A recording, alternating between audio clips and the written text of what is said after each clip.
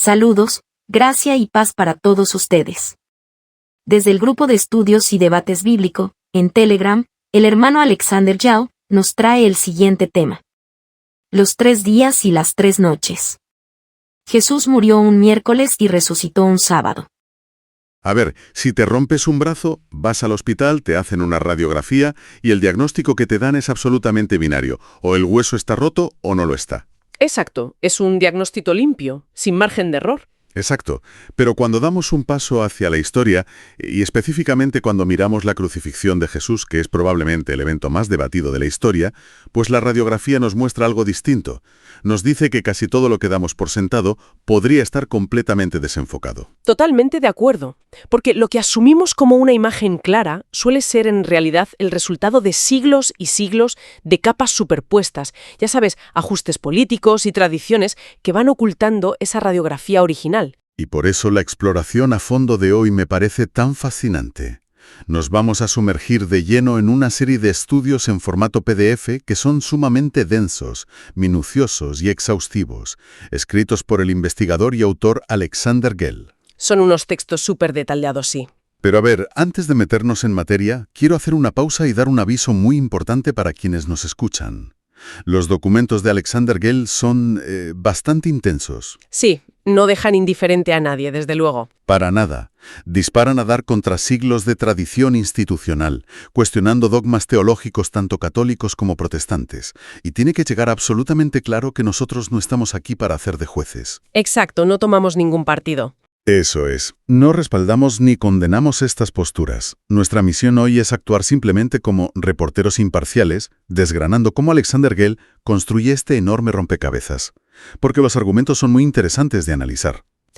Es una postura súper necesaria. Vamos a diseccionar la arquitectura de su investigación, entendiendo cómo conecta la cronología y los textos, pero sin entrar a validar sus conclusiones doctrinales. Vale, pues empezamos por el principio. Alexander Gell abre sus estudios con una imagen introductoria compuesta que es, sinceramente, brutal. Es muy llamativa, sí. Vemos a un Jesucristo glorioso cabalgando un caballo blanco, liderando un ejército celestial enorme entre nubes y fuego.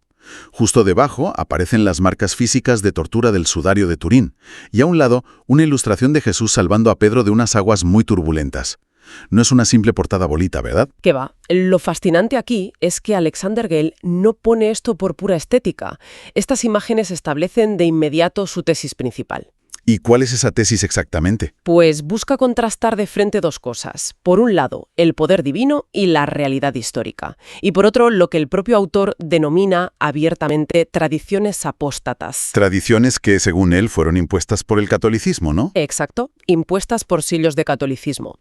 El sudario ancla al lector en la brutalidad física del evento, mientras que el caballo blanco proyecta esa autoridad absoluta con la que Alexander Gell pretende restaurar la verdadera historia. Y vamos a entrar en esa historia porque la primera parte de los estudios de Alexander Gell, que además es la más extensa con diferencia, lanza una premisa que te rompe todos los esquemas. Sí, va directo a la línea de flotación. Totalmente. Afirma, de manera tajante, que Jesús no murió un viernes ni resucitó un domingo. Y va más allá, o sea, dice que si la historia del viernes al domingo fuera cierta, Jesús sería un impostor.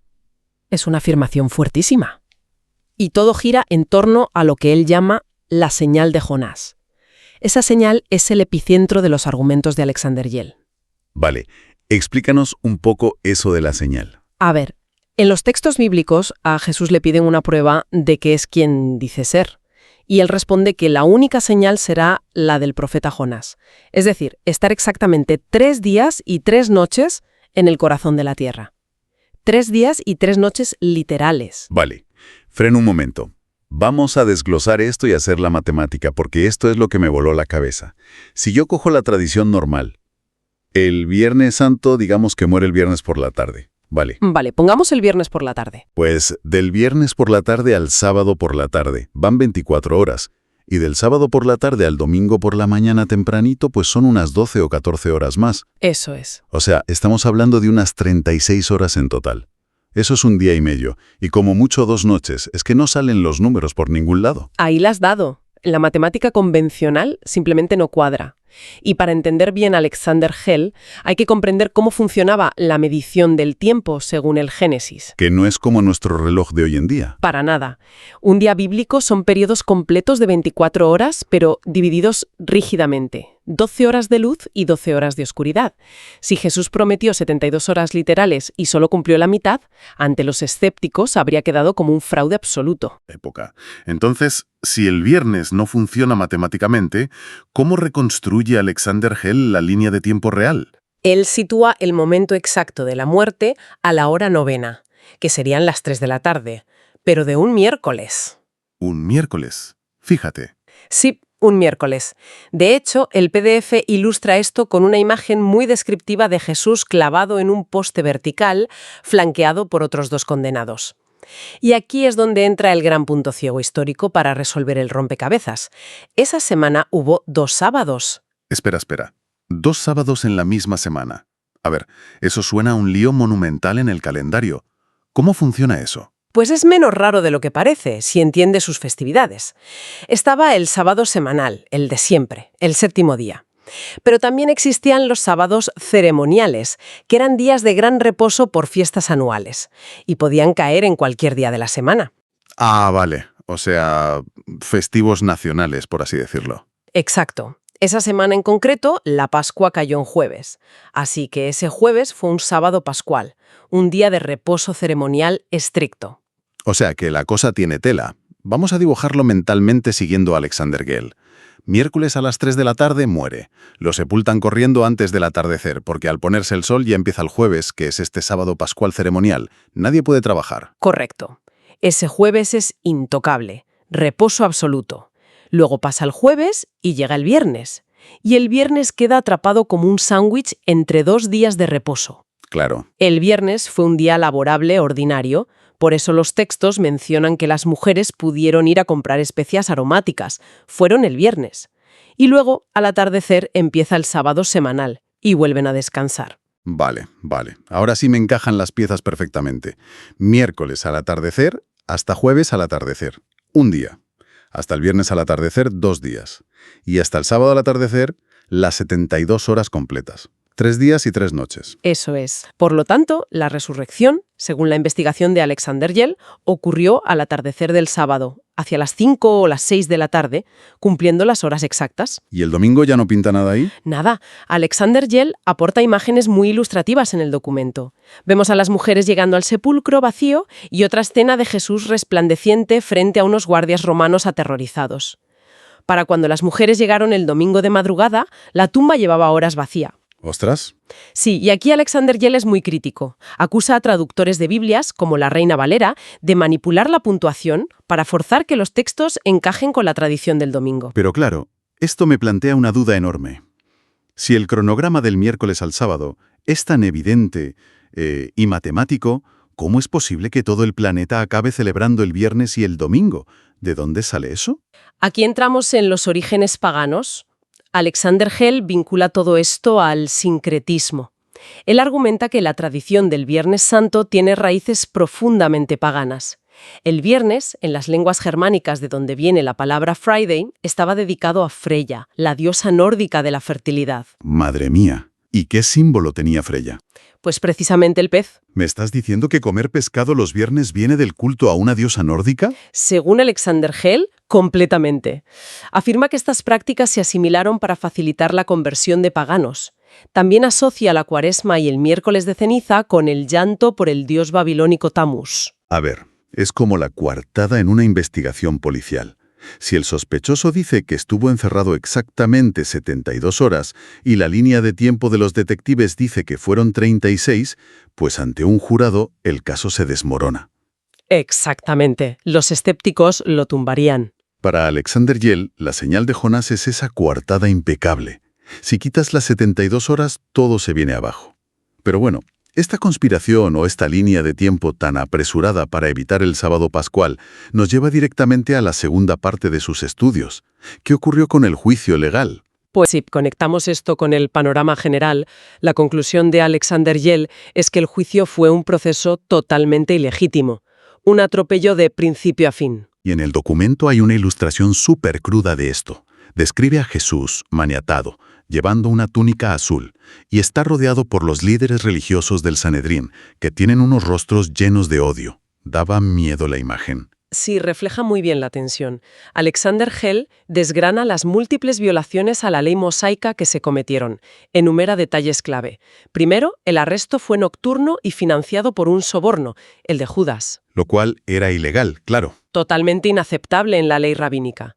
Segundo, organizaron un juicio privado en la casa de Caifás, el sumo sacerdote, en lugar de hacerlo en el tribunal oficial, el Salón Gaziz. Que es como si te juzgan en el salón de una casa a las 3 de la mañana. Tal cual.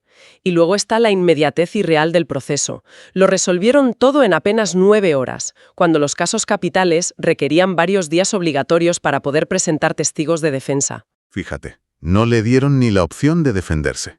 Pero de todas estas ilegalidades que menciona Alexander Gell, hay un detalle de la ley judía que me dejó de piedra.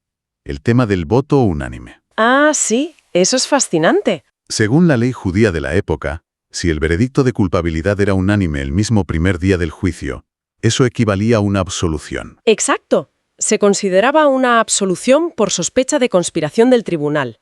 Era un mecanismo contra los linchamientos. Si todos se ponían de acuerdo tan rápido para matar a alguien, es que no había justicia, había un complot. Y se saltaron esta norma a la torera. Y también está el cambio de cargos, que es descarado. Ante el Sanedrín, la acusación era blasfemia religiosa. Pero cuando lo llevan ante Pilato, resalta Alexander Gell que la acusación pasó a ser traición política, sedición contra el César. Claro, porque sabían que a Roma los temas religiosos judíos le daban igual. Cambiaron los cargos para forzar la mano del Imperio Romano y conseguir la ejecución. Pero a ver, yo lanzo una pregunta reflexiva aquí. Si el Sanedrín era la máxima autoridad legal y religiosa de Israel, los mayores expertos en la ley, ¿por qué molestarse en romper todas sus propias reglas de manera tan flagrante? Podrían haber creado un caso hermético con un poco más de tiempo. Alexander Gell responde a eso usando un concepto muy claro. Dice que actuaban bajo un espíritu de mafia. Estaban apresurados por el pánico absoluto a la influencia que tenía Jesús sobre la gente. Tenían que mirarlo antes de perder el control. Vale, y esta ejecución orquestada nos lleva al arma del crimen, a la tercera parte del estudio. Un símbolo que, según Alexander Gell, ha sido totalmente tergiversado a lo largo de los siglos. Sí, aquí la investigación entra a desmontar la iconografía tradicional. Y aquí es donde se pone realmente interesante, porque entra en lingüística y etimología del griego original. Alexander Gell diferencia muy bien dos palabras. Por un lado, estauros, que significa empalar, estaca o poste vertical, y por otro shulon, que es simplemente un madero, un palo o un leño. Esa distinción es vital. Alexander Gell argumenta que la ejecución no fue al estilo romano clásico con una cruz. Fue una ejecución israelita. Según Deuteronomio 21, se debía colgar al maldito en un madero. Por eso la imagen que aporta muestra a Jesús clavado en un poste simple, con las manos juntas directamente sobre la cabeza, nada de brazos abiertos en cruz. Exacto. Entonces la gran pregunta es, ¿de dónde sale la cruz en forma de T, la cruz Tau? Alexander Gell detalla que es la marca de Tammuz. Tiene un origen babilónico clarísimo. Y aporta múltiples imágenes para respaldarlo, ¿verdad? Muchísimas. Muestra de deidades egipcias portando la cruz Ankh, dioses hindúes, celtas, todos portando cruces siglos antes de que naciera Cristo. Es un símbolo pagano antiquísimo. Ostras, ¿y cómo acaba eso siendo el símbolo del cristianismo? Porque Alexander Gell señala directamente a Constantino. Lo llama literal el show de Constantino. Sí, acusa a Constantino de usar la cruz como un truco político maestro para fusionar a paganos y cristianos, y tilda de absoluta payasada el supuesto hallazgo de la Vera Cruz por Santa Helena, la madre del emperador, 300 años después en la arena de Jerusalén. De hecho, la lógica de Alexander Gell aquí es aplastante con una analogía. Él señala que portar una cruz en el cuello porque Jesús supuestamente murió en ella es macabro. Es tan absurdo como llevar un collar con una pequeña guillotina o una escopeta colgada, si ese hubiera sido el instrumento de ejecución. Es venerar el arma homicida, y encima un arma de origen pagano. Totalmente. Bueno, y una vez en el madero, pasamos a la cuarta parte de los estudios de Alexander Gell. ¿Qué ocurrió exactamente durante esas 72 horas de las que hablábamos antes? Pues aquí Alexander Gell refuta radicalmente un concepto gigante que es la inmortalidad del alma. Él la llama la primera mentira del diablo. O sea que cuando mueres, se acabó. Exacto. La muerte es inexistencia absoluta. Así que, durante esos 3 días y 3 noches, Jesús estuvo muerto por completo, sin ningún tipo de conciencia, flotando por ahí. Claro, porque si una parte de él seguía viva, el sacrificio exigido no habría sido real, ¿no? Solo habría entregado su cuerpo, no su vida completa. Esa es exactamente la lógica teológica de Alexander Gell. El pago por el pecado exigía la muerte total. Pero esto me hace indagar sobre un pasaje bíblico muy famoso, ese de la primera carta de Pedro, donde dice que Jesús predicó a los espíritus encarcelados.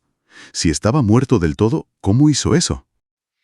Esto plantea una pregunta importante, desde luego. Alexander Gell aclara que esos espíritus encarcelados no eran almas humanas en el infierno, eran los vigilantes. Los ángeles caídos. Exactamente. Los ángeles caídos de los días de Noé, los creadores de los Nefilim, estaban en una prisión abisal. Y la clave es la línea de tiempo de esta visita. Ah, vale. No los visitó como un fantasma durante las 72 horas. No. Los visitó después de su resurrección. Y lo hizo ya con un cuerpo espiritual glorificado. El documento de Alexander Gell tiene una imagen brutal de esto. Sí, la recuerdo. Un Jesús hecho de luz brillante frente a una multitud espantosa en una prisión oscura y abisal, proclamando su victoria. Es súper épica. Es muy gráfica, sí. Bueno, como exige la estructura de nuestra exploración a fondo de hoy, tenemos que detener un poco la progresión y llevar la conversación de vuelta al inicio. A la parte 1. Sí, para consolidar toda esta tesis magna de Alexander Gell. Entonces, ¿qué significa todo esto? Vamos a recapitular. La piedra angular de la fe cristiana, según estos extensos estudios de Alexander Gell, radica en la precisión profética de las 72 horas literales. Literalidad absoluta. Miércoles a las 3 de la tarde hasta el sábado al atardecer. Esta exactitud destruye por completo la tradición del Viernes Santo y el Domingo de Resurrección. No hay por dónde cogerla matemáticamente. Y como conclusión, Alexander Gell sintetiza que comprender estos días exactos es vital. Entender la verdadera cronología y, sobre todo, rechazar de pleno el culto pagano infiltrado. Lo de Freya, Tamuz, la cruz de Constantino, todo eso. ¿Todo eso? Según la visión de Alexander Gell, rechazar eso es el único camino para apartarse de lo que él llama la cristiandad apóstata y poder así reconocer al verdadero Mesías. Pues es un viaje histórico y teológico denso, desde luego. Y para cerrar, me gustaría dejar una idea flotando en el aire para la reflexión de quienes nos escuchan hoy. A ver. Si cuestiones tan fundamentales, tan básicas como los días de la semana en los que ocurrieron los eventos más importantes de la historia humana, pueden haber sido reescritos simplemente por la conveniencia de los imperios y concilios de siglos posteriores. Es para pensarlo, sí. ¿Cuántas otras certezas históricas que damos por sentadas hoy en día no son más que viejos compromisos administrativos camuflados como verdades inamovibles? Nos despedimos aquí tras sumergirnos en los profundos estudios de Alexander Gell. Gracias por acompañarnos en esta exploración a fondo. Hasta la próxima.